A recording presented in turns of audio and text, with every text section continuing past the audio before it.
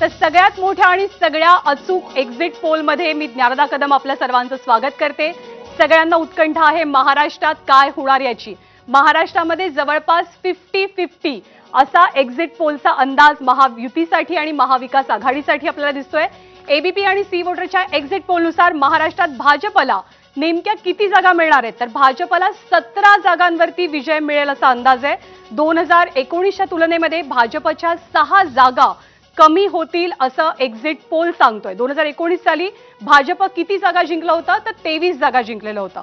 23 पैकी यावेळेला 17 जागा भाजपला मिळतील। एक्झिट पोलनुसार एकनाथ शिंदेंच्या शिवसेनेला 6 जागांवरती विजय मिळेल। अजित पवारांच्या राष्ट्रवादीला केवळ एका जागेचा अंदाज आहे। आता ही जागा कोणती याचा अंदाज सगळ्यांनी बांधायला आतापासून सुरुवात केलेली असेल।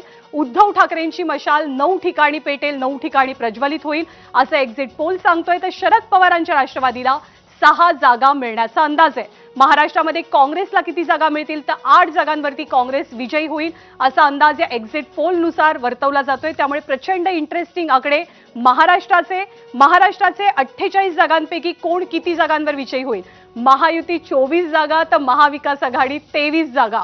आतापर्यंत इथल्या मान्यवरांनी जितके काही अंदाज सांगितलेले होते त्यामध्ये बराचसा बदल या एक्झिट पोलच्या आकड्यांमध्ये पाहायला मिळतोय। त्यामुळे मतदार खरंच संभ्रमित आहेत का? 2 पक्ष म्हणजे 2 शिवसेना, 2 राष्ट्रवादी, भाजप, काँग्रेस अशी निवडणुकीला सर्वजण सामोरे गेलेले होते।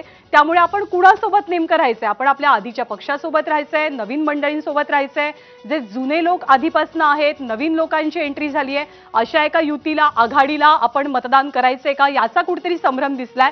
महाराष्ट्राचे आकडे आपण पुन्हा एकदा जाणून घेऊयात। महाराष्ट्रामध्ये 48 पैकी कोण किती जागांवर बाजी मारेल। एक्झिट पोलनुसार महायुतीला 24 जागा मिळतील, महाविकास आघाडीला 23 जागा मिळतील आणि इतर एका जागेवरती विजयी होतील। एकनाथ शिंदे 6 जागा, देवेंद्र फडणवीस म्हणजे भाजप 17 जागा, अजित पवार 1 जागा, उद्धव ठाकरे 9 जागा, शरद पवार 6 जागा तर काँग्रेस 8 जागा। अशी सगळी परिस्थिती। एक छोटीशी कमेंट सरिता मॅडमची घेऊन आपण आपल्या पॅनलकडे जाऊया। सरिता मॅडम, 50-50 चित्र काय वाटतंय महाराष्ट्राचे आकडे बघून? मला